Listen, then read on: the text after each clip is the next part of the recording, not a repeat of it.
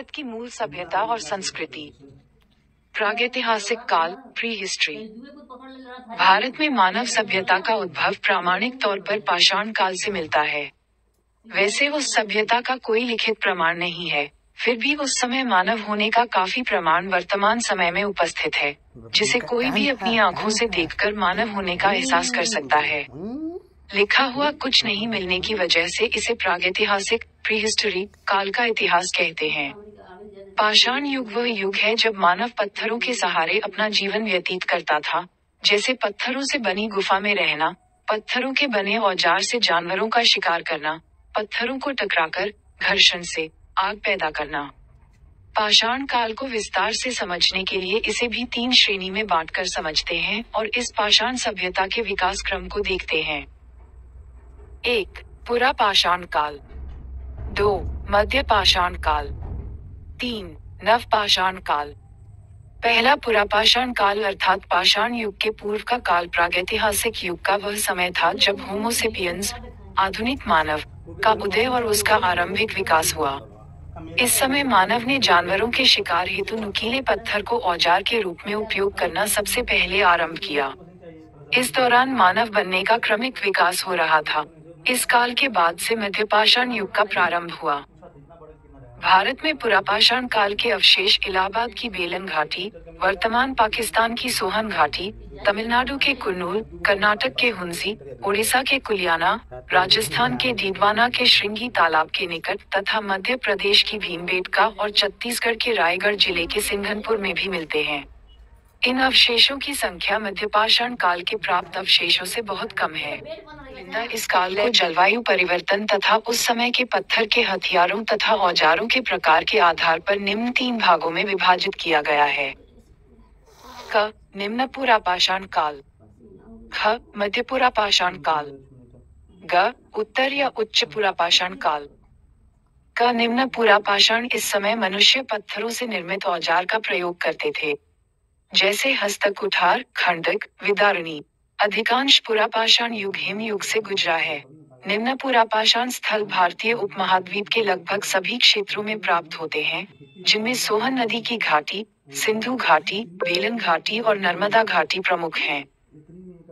ख. मध्य पुरापाषाण काल। मध्य पुरापाषाण काल में शल्क उपकरणों का प्रयोग बढ़ गया।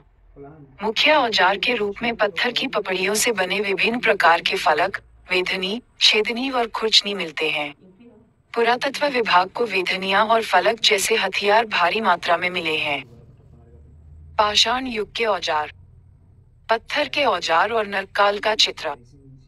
ग. उच्च पुरापाषाण काल। इस काल में आर्द्रता कम हो गई थी तथा हिमयुग की अंतिम अवस्था थी। इस काल के औजार अधिक तेज व चमकीले थे। ये औजार हमें आंध्र, कर्नाटक, महाराष्ट्र, मध्य प्रदेश, दक्षिणी उत्तर प्रदेश और बिहार के पठारों में मिले हैं। दूसरा, मध्यपाषाण काल मनुष्य के विकास का वह अध्याय है जो पुरापाषाण काल और नवपाषाण काल के मध्य में आता है।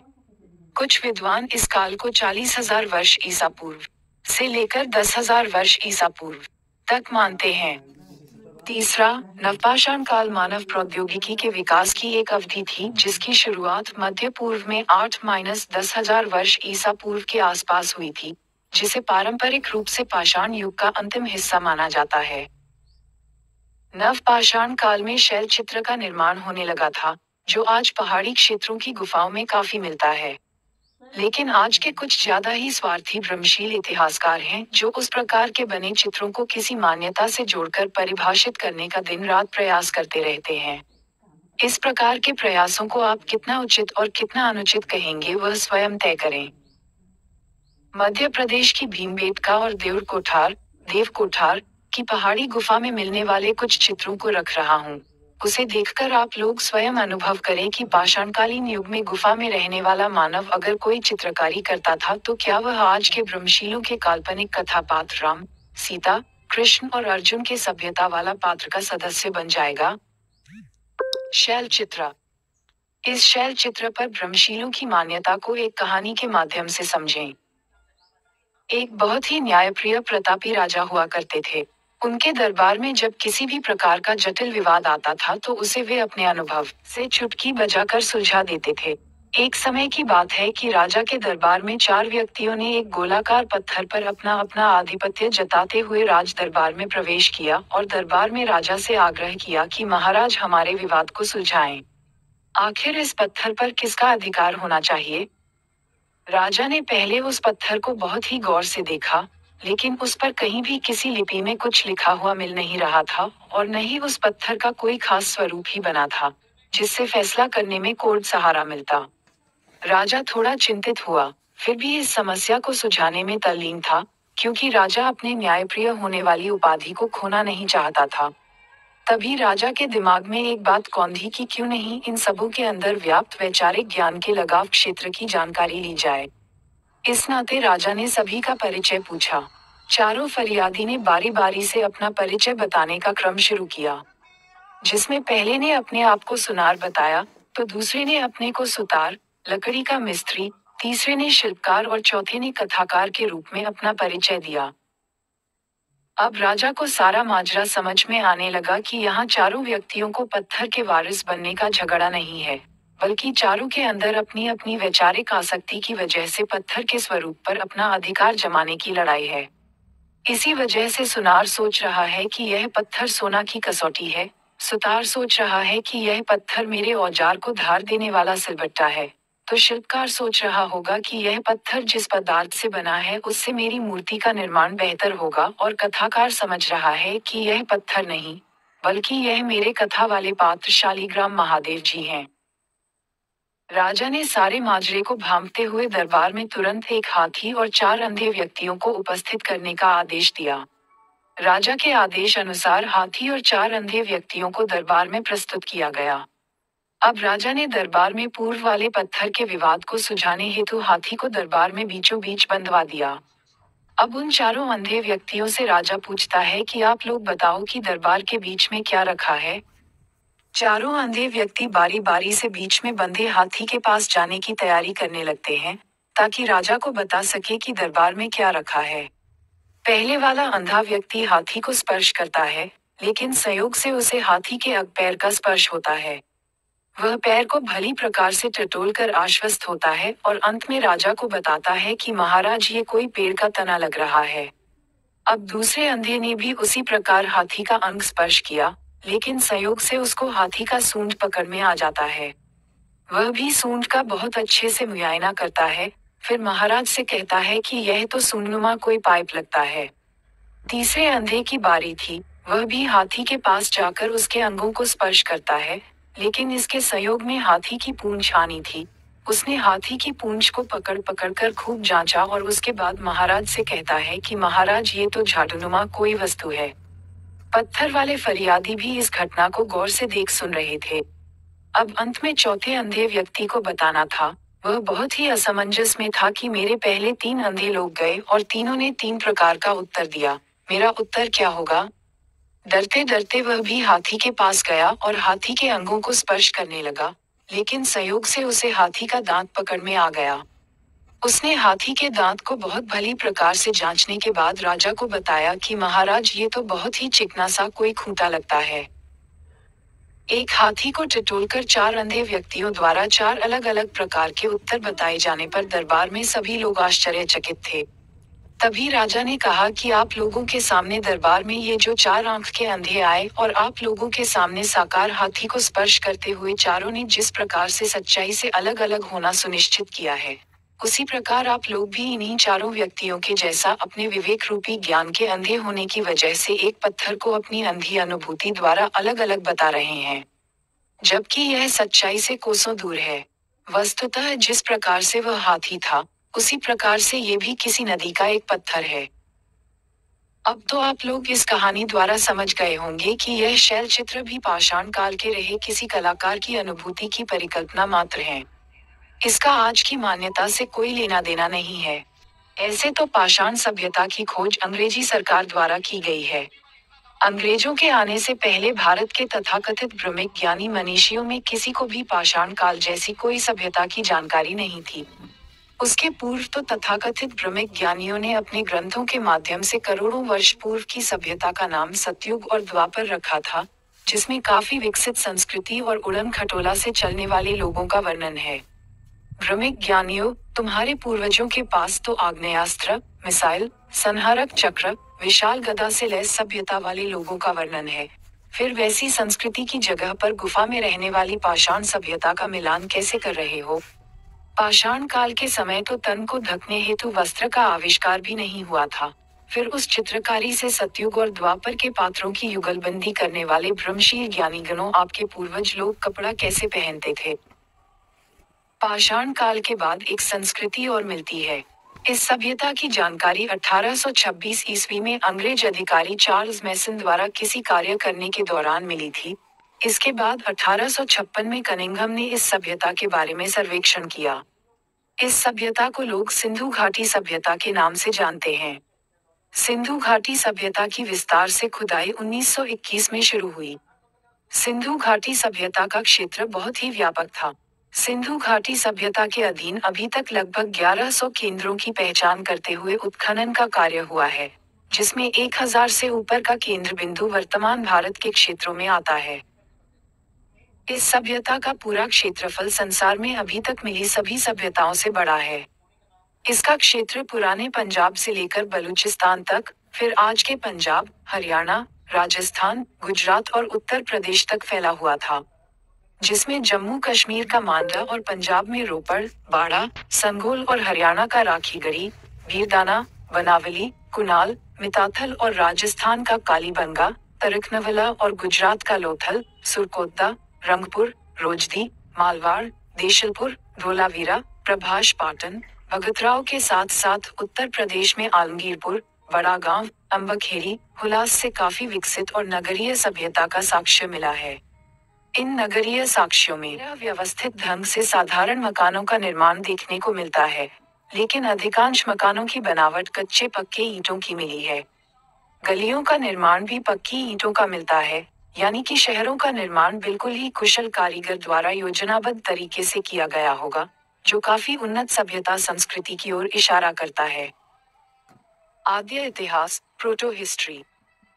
उस सभ्यता की अपनी लिपि थी जिसका काफी साक्ष्य भी मिला है, लेकिन उस लिखावट को व्यवस्थित रूप से पूर्णरूपेण पढ़ने के सभी प्रयास अभी तक असफल रहे हैं। इसलिए सिंधु घाटी सभ्यता का इतिहास आद्य इतिहास, प्रोटो हिस्ट्री के नाम से जाना जाता है। फिर भी आज के भ्रमशील अनुयायी इतिहासकार उस समय के मिले चित्रों को द्वापर युग और त्रेता युग से जोड़ते नहीं थकते हैं। आइए थोड़ा यहाँ भ्रमशीलों के दावों को देखा जाए। सिंधु काल की सभ्यता पाषाण काल की सभ्यता से मिले प्रमाणों से काफी ज्यादा विकसित सभ्यता दिखती है, जैसा कि आप लोग ऊपर वर्णन भी देख चुके हैं। सिंधु सभ्यता में लिखावट के काफी साक्ष्य मिले हैं, लेकिन इस लिखावट को आज तक कोई पढ़ नहीं पाया है। फिर भी भ्रमिकों का संगठित गिरोह पाषाण काल के मिले शैल चित्रों के जैसा यहाँ से प्राप्त सभी साक्ष्यों को अपनी स्वार्थ की भ्रमिक संस्कृति सतयुग और द्वापर के कथा वाले पात्रों से मिलाते हुए विवेचना करता रहता है। भ्रमिक गिरोह को ऐसा करने का एक ही मकसद है कि आज बहुसंख्यक वर्गों से मिलने वाला आर्थिक दान, सामाजिक सम्मान, राजनीतिक पहचान, रथ का चित्र पुलिंदा जिंदा रहे, बरकरार रहे, यथावत चलता रहे, या आज से भी ज्यादा ऊंची मुकाम पाए, ताकि बहुसंख्यक वर्ग और ज्यादा कमजोर बनते हुए मेरा मानसिक गुलाम बने।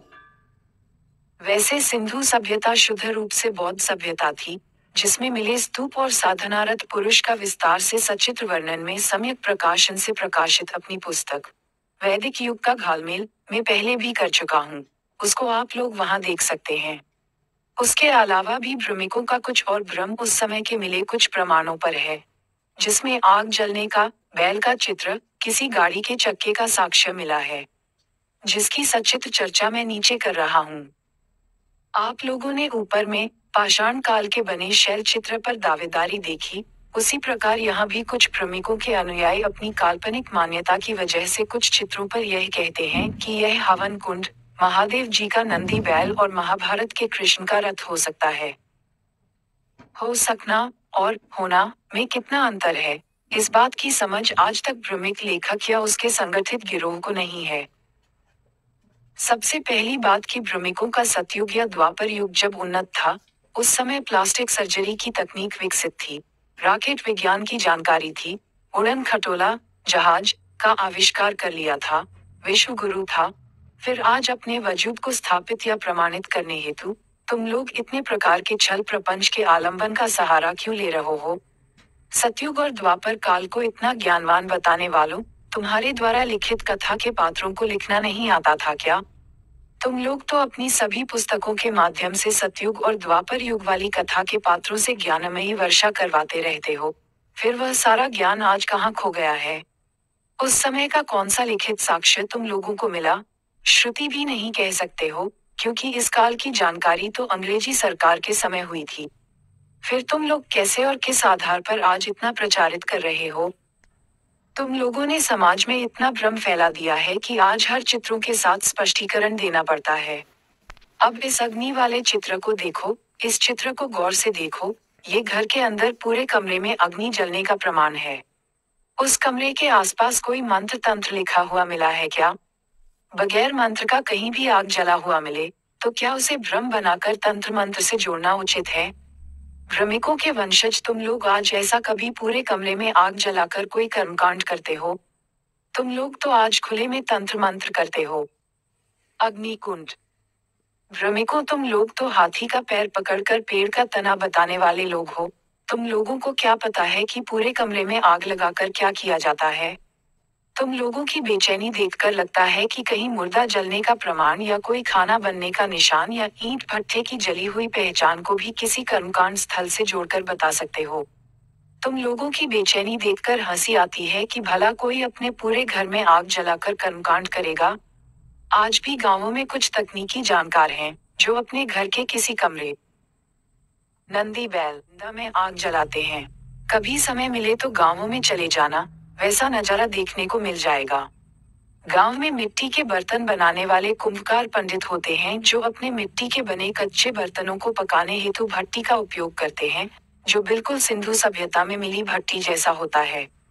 दूसरा, फलों की खेती करने वाला एक तकनीकी समुदाय है, जो अपना कच्चा फल, केला, को पकाने हेतु भी इसी प्रकार कमरे में भट्टी का उपयोग करता है। ये तकनीक सिंधु सभ्यता से निरंतर आज भी चली आ रही है, जिसे आज भी गांव कस्बों में देखा जा सकता है। लेकिन भ्रमवादियों को तो सिर्फ भ्रम का मायाजाल फैलाने से मतलब है। भ्रमिकों, भ्रम के जंजाल से निकलो, तो मैं तुमको आज भी गांव में ऐसा भट्टी दिखा सकता हूँ। दूसरा, अंग्रेजों द्वारा सिंधु सभ्यता की खुदाई से एक सील मिला है जिस पर बैल का चित्र बना है। फिर क्या था? सभी ब्रह्मवादी उस बैल के चित्र को देखकर आदि शंकर द्वारा स्थापित मायावाद वाली शैव पंथ के शंकर पार्वती के नंदी बैल से लगे मिलान करने। भ्रम का जंजाल फैलाने वालों, खेती करने का साक्ष्य सिंधु सभ्यता से पूर्व मिला है। इस बात की जानकारी तुम लोगों को है या नहीं, यह मुझे नहीं मालूम। लेकिन यह जान लो कि सिंधु सभ्यता से पूर्व बोलन नदी के किनारे मेहरगढ़ की सभ्यता मिली है, जिसमें खेती और पशुपालन का साक्ष्य मिला है। अब ये तो नहीं बताना पड़ेगा कि खेती बैल से होती है। मेहरगढ़ से लेकर आज तक जो भी खेती करने वाले किसान हैं, वे सभी बैल का उपयोग करते हैं। बैल से अन्नदाता किसानों का जीविकोपार्जन होता है, इसलिए अन्नदाता वर्ष के प्रारंभ में अपने बैलों की पूजा भी करते हैं। अब तुम लोग खेती करने वाले अन्नदाता किसान के घरों पर जाकर बैलों को देख सकते हो। कुछ किसान बैलों को, किसान के बैल का चित्र सजा संवार कर रखने के मिजाज वाले होते थे, इस वजह से वैसे बैलों की खूबसूरती देखते बनती थी। वैसे बैल का फोटो भ्रमिकों को आज मिल जाए तो ये लोग स्वयं शंकर बनकर तांडव करने लगेंगे। पटना के एक पुरातात्विक सम्मेलन, बिहार संग्रहालय 2018, में कुछ ऐसे ही भ्रमिक विद्वान मिले, जो देश में घूम घूम कर सेमिनार द्वारा कहीं का ईंट और कहीं का रोड़ा को जोड़ तोड़ करते हुए, करोड़ों वर्ष पूर्व द्वापर युग, एक मान्यता, के रथ को बागपत, उत्तर प्रदेश, से प्राप्त होना साबित करने में लगे हैं। वह भी सिंधु सभ्यता काल की। क्या सिंधु काल ही द्वापर युग है? फिर तो सिंधु सभ्यता में द्वापर युग वाले कुछ साक्ष्यों का मिलना और होना चाहिए था। क्यों ब्रह्मवादियों, तुम्हारे रथ वाले का नगर मिला, रथ वाले की कोई मुद्रा मिली, कोई सील मोहर मिला, गीता ज्ञान का लिखित अभिलेख मिला। आखिर ये सब जानकारी तुम लोगों को कैसे हुई? ये रथ इनके पूर्वजों द्वारा लिखित एक काल्पनिक कथा में सृष्टि के रचयिता का है। ये जानकर कितना हास्यास्पद लगता है कि जो स्वयं सृष्टि का रचिता हो और उसके द्वारा उपयोग में लाई गई रथ को किसान की बैलगाड़ी का चित्र सत्यापित करने हेतु आज भ्रमिकों को सत्ता और शिक्षा को विकृत करना पड़ रहा है। जब उसने सृष्टि का निर्माण कर सभी का प्रमाण छोड़ा तो फिर अपने रथ से भी ज्यादा महत्वपूर्ण गीता ज्ञान को लिपिबद्ध क्यों नहीं किया? इसकी जानकारी तुम सबों को आज कैसे मिली, ये तो बता दो। जिस पाषाण काल में मनुष्य कपड़ा विहीन रहता था, उसके लाखों वर्ष पूर्व तुम्हारे पूर्वज रथ से दौड़ते थे। भ्रम फैलाने की भी एक सीमा होती है, लेकिन गांजा भांग का सेवन करने वाले भाटों ने उसको भी मजाक बनाकर छोड़ दिया है। ये लोग अपने पूर्वजों द्वारा लिखित कथा के पात्रों का मुख्य साक्ष्य जैसे मुद्रा, मृदभांड, अभिलेख, नगर, राज्यादेश, किसी दूसरे देश के यात्री का यात्रा वृतांत आदि को न दिखाकर झूठ सच करते रहते हैं। अपने झूठे ज्ञान को बचाने हेतु कभी ये लोग समुद्र के अंदर मिले कोरल पत्थर को पुल बताते हैं, तो कभी किसानों द्वारा प्रयोग में लाई जाने वाली बैलगाड़ी के पहिए को रथ का चक्का, तो किसी बैल को शंकर का नंदी। ये लोग अपने बनाए हुए पूर्वजों के भ्रमजाल को अपने सामने टूटते हुए देखकर एकदम से उतावले हो गए हैं, जिस वजह से भांग गांजा के नशे में कुछ का कुछ जोड़कर दिखाने में मस्त हैं। सिंधु सभ्यता से मिला स्तूप। पाषाण काल और सिंधु काल के अलावा भारतीय भूभाग में 7 और संस्कृतियां मिली हैं, जो इस प्रकार हैं: कायथा संस्कृति, मालवा संस्कृति, आहर संस्कृति, गैरिक मृदभांड संस्कृति, सवाल्दा संस्कृति, चिरांद संस्कृति, जोड़वे संस्कृति। भ्रमशील जातियों के अनुसार यही वह काल है जब वैदिक युग स्थापित था। भ्रमशीलों, गांजा भांग का सेवन करते हुए इन सभ्यताओं में भी कुछ देखो। यहाँ भी किसान लोग काफी उन्नत तरीके से खेती करते थे। उनके पास भी बैल और बैलगाड़ी होती थी। क्यों उनके बैलों को नंदी से और उनकी बैलगाड़ी के चक्के को रथ से जोड़ तोड़ कर भ्रमशील सभ्यता को बचाना नहीं है क्या? बुद्ध। इन सभी संस्कृतियों के बारे में ज्यादा जानने हेतु मेरे द्वारा लिखित और सम्यक प्रकाशन से प्रकाशित पुस्तक वैदिक युग का घालमेल पढ़ें। पुस्तक को पढ़ने हेतु इसलिए बोला जा रहा है कि सिंधु सभ्यता में सुस्पष्ट रूप से स्तूप मिला है, चीरधारी बुद्ध मिले हैं, सिंधु सभ्यता की लिपि मिली है, सिंधु सभ्यता की मुद्रा मिली है, सिंधु सभ्यता की सील मिला है, फिर भी भ्रम फैलाने वाले विद्वान लोग उसका वर्णन नहीं करते हैं और जो स्पष्ट रूप से पता नहीं चलता है उसका भ्रमगान दिन रात करते हैं। स्तूप, बुद्ध की मूर्ति, लिपि, मुद्रा और सील को देखें। प्रागैतिहासिक प्रीहिस्टरी काल, पाषाण काल में मानव जीवन का प्रारंभिक उदय हो रहा था, आप लोगों ने यहाँ देखा। पाषाण काल के लोग व्यवस्थित मानव बनने के क्रमिक विकास में प्रयासरत थे। उस समय लिपि यानी लिखावट की बात तो भूल जाएं, समुचित भाषा का भी आविष्कार नहीं हुआ था। उस समय भाषा के नाम पर लोग सुर, आज की भाषा में स्वर, का प्रयोग करते थे। सील की फोटो। पाषाण काल के लोग उसी सुर द्वारा एक दूसरे से संपर्क बनाते थे। जिस सुर को भाषा के विकास क्रम में लोग आज स्वर से जानते हैं, जैसे अ, आ, ई, उ, ए, ओ। प्राणी जगत की सबसे पहली बोली सुर ही होता है। पाषाण काल का मानव, जन्मकाल के बाद का बच्चा और आज का जानवर भी इसी सुर अ, ए, ओ का उपयोग करता है। आद्य इतिहास, प्रोटो हिस्ट्री काल, सिंधु काल में आप लोगों ने व्यवस्थित मानव जीवन वाली सभ्यता को देखा। जिस सभ्यता में स्पष्ट रूप से स्तूप, बुद्ध, गौतम बुद्ध नहीं, जैसी वेशभूषा वाली प्रीस्ट किंग की मूर्ति, उस समय की लिपि, मुद्रा और सील के स्वरूप प्राप्त हुए हैं। अब यह अलग बात है कि उस समय की लिपि को आज तक किसी के द्वारा पढ़ा नहीं गया है। फिर ब्रह्मवंशी समुदाय आज किस आधार पर प्रचारित करता है कि आज से लाखों करोड़ों वर्ष पूर्व में सतयुग 17,28,000 वर्ष, त्रेतायुग 12,96,000 वर्ष, द्वापर युग 8,64,000 था। साथ ही उस युग में बहुत ही सुंदर सुंदर मनमोहक सभ्यता, संस्कृति का जन्म भी होना निश्चित करता है। ऐसा वर्णन भ्रमिकों के सभी ग्रंथों द्वारा किया जाता है। अब तो उस वर्णन से भी ज्यादा उनके कुछ तथाकथित विद्वेषी पुरातात्विक विद्वान सिंधु काल और बुद्ध काल के समय की खुदाई से मिली कुछ वस्तुओं का विश्लेषण रथ का चक्का और पुष्पक विमान से करने पर तुले हैं। ब्रह्मवंशी लोग हैं ही ऐसे कि जब मौका देखते हैं तब कुछ भी गपोड़ कथा या उसके पात्र को प्रत्यारोपित, इम्प्लांट करते हुए भ्रम का पुलिंदा बनाने लगते हैं। ये भी नहीं सोचते हैं कि जिस पात्र को या उससे जुड़े हुए चक्का या पुष्पक विमान को प्रत्यारोपित इम्प्लांट कर रहे हैं, उसके बारे में मेरे ब्रह्मवंशी पूर्वज कुछ दूसरा ही समय निर्धारित करके गए हैं। ब्रह्मिक पुस्तक के अनुसार रथ वाले सारथी का काल द्वापर युग 17,28,000 वर्ष पूर्व हुआ था। तथाकथित विद्वेषी पुरातात्विक विद्वान द्वारा खुदाई से मिले सिंधु सभ्यता और बुद्ध सभ्यता के अनगिनत साक्ष्यों को द्वापर सभ्यता के पात्रों का कहना कितना उपयुक्त लगता है,